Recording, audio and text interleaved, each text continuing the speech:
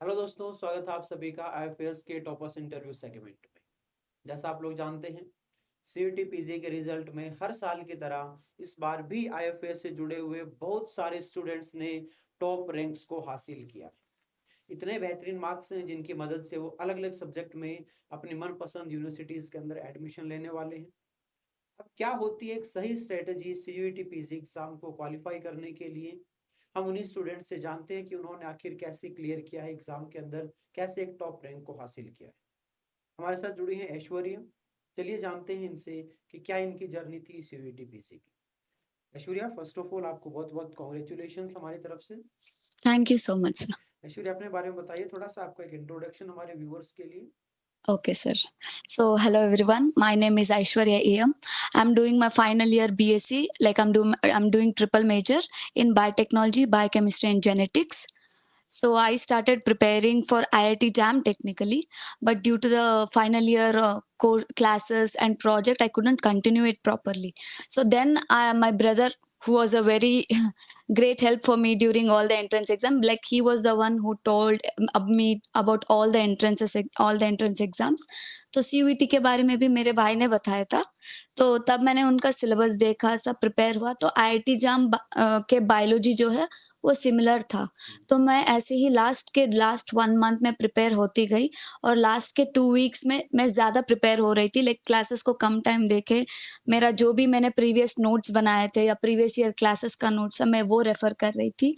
और जो IIT jam का प्रीवियस ईयर बुक आता है, जो मेरे आईआईटी जैम कोर्स में आप लोगों ने दिया था, तो मैं वो सॉल्व कर रही थी। तो लास्ट के 2 वीक्स में मैंने जो आपने वन शॉट बनाया था last 3 days for life science, तो मैंने वो सारे वन शॉट देखे थे और उसके सारे इम्पोर्टेंट पॉइंट्स मैंने नोट किए थे एक बार।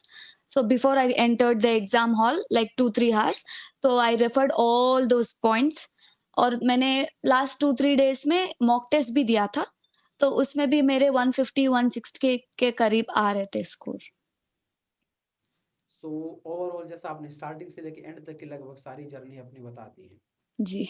तो मैं आपसे यही जानना चाहूंगा कि इस जर्नी के दौरान आपको क्या कुछ चैलेंजेस फेस करने को मिले, क्या हाँ, क्या क्या दिक्कत सामने आई आपके। हाँ।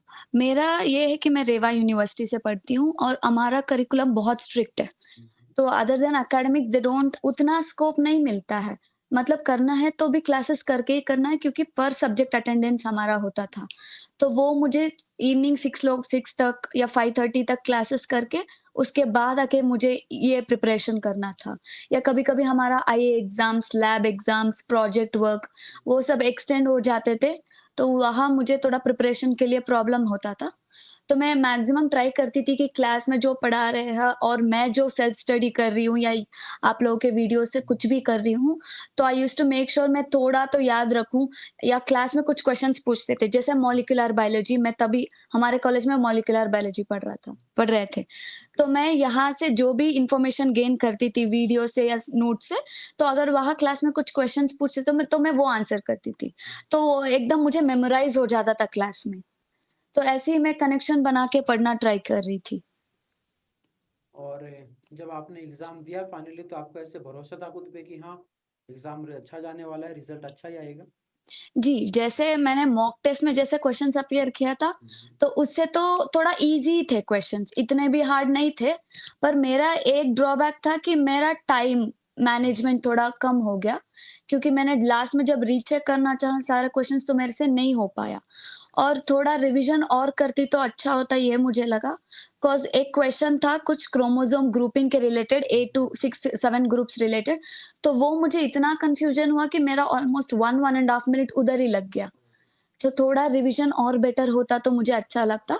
पर हाँ, आने के बाद एग्ज़ाम के बाद तो लगा था कि अच्छा ही गया है एग्ज़ाम, तो कोई ना कोई यूनिवर्सिटी तो मिल ही जाएगा। Definitely definitely. जी, सो ऐश्वर्या, अगर आपको हम ये बोलें कि अगर आपको यही सीयूटी पीसी की तैयारी दोबारा करनी है, तो जी। इस बार आप अगर दोबारा तैयारी करने जाओ तो क्या अलग करोगे जिससे आपका स्कोर और बेहतर बढ़ के आए।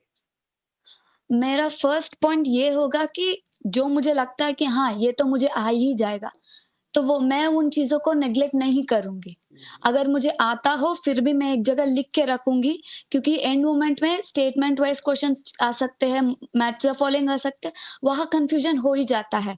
तो अगर मैं एटलीस्ट एक बार भी देख के गई तो मुझे प्रॉब्लम नहीं हुआ। जैसे मैं वो बोली 7 ग्रुपिंग, वो मुझे लास्ट सेम में था वो चीज़। फिर भी मैं इतना कन्फ्यूज़ हो गई कि मेरा ऑलमोस्ट 1 1/2 ऑवर में 1 1/2 मिनट निकल गया। और मेजरली तो वन शॉट्स जो किए थे वो मैं और रिवाइज़ करती और थोड़ा क्वेश्चन्स प्रैक्टिस करती। स्पेशली मेरा स्टेटमेंट बेस्ड क्वेश्चन्स में थोड़ा-थोड़ा नेगेटिव हुआ है। सो अभी जो व्यूअर्स आपको देखने वाले इस वीडियो के माध्यम से, आप उनको क्या सलाह देना चाहोगे कि अगर वो इस एग्ज़ाम की तैयारी कर रहे हैं, तो किन-किन बातों का ध्यान रखना है और क्या-क्या गलतियाँ उनको नहीं करनी है? तो मैं तो पहले बोलूँगी कि बायोकेमिस्ट्री, जैसे इस बार हमने देखा कि साइकिल्स, हुँ, पाथवेज़ से बहुत सारे क्वेश्चन्स हुए हुँ, थे। तो एक कुछ-कुछ वर्ड्स हम भूल जाते हैं पाथवे में। बिल्कुल। तो वो थोड़ा पाथवेज़ अच्छे से पढ़ के जाना, कुछ स्टेटमेंट या कुछ नंबरिंग वो हो, तो वो एक जगह शॉर्ट नोट्स बहुत इम्पोर्टेंट है। हुँ, हुँ, तो मेरा, जबकि मैंने सिर्फ़ 3 वन शॉट वीडियोज़ देखे थे, मेरा ऑलमोस्ट 25 पेजेज़ का शॉर्ट नोट्स बन गया था, क्योंकि मुझे लगा था सब चीज़ बहुत इम्पोर्टेंट है। तो ये ज़रूर बनाएँ कि सभी का शॉर्ट नोट्स हो। आपको आता है, नहीं आता है, सब चीज़ का शॉर्ट नोट्स होना चाहिए।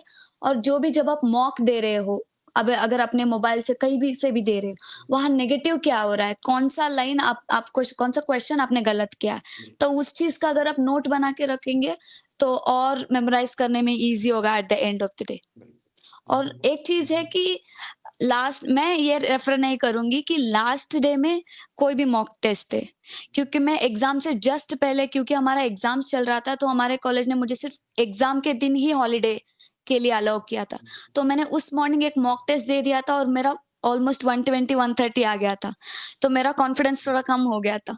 सो मैं ये बोलूँगी कि try to keep up your confidence. हाँ, आए ना आए वो कोई नहीं है। थोड़ा टाइम मैनेजमेंट और कॉन्फिडेंस बहुत ज़रूरी है, मुझे लगता है। चलिए ऐश्वर्या, आपने सारी चीज़ों को बहुत ही बेहतरीन तरीके से एक्सप्लेन किया एकदम सिंपल भाषा में। जी। दोस्तों, ऐश्वर्या की स्ट्रैटेजी बहुत बेहतरीन है। अगर आप भी ऐसी बेहतरीन स्ट्रैटेजीज़ को फ़ॉलो करते हैं या अपनी भी कोई स्ट्रैटेजी बनाते हैं जो आपके लिए काम करती है, तो आप भी एग्ज़ाम के अंदर एक अच्छा स्कोर पा सकते हैं।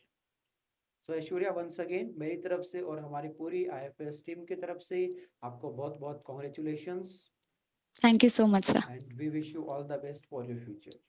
Thank you sir.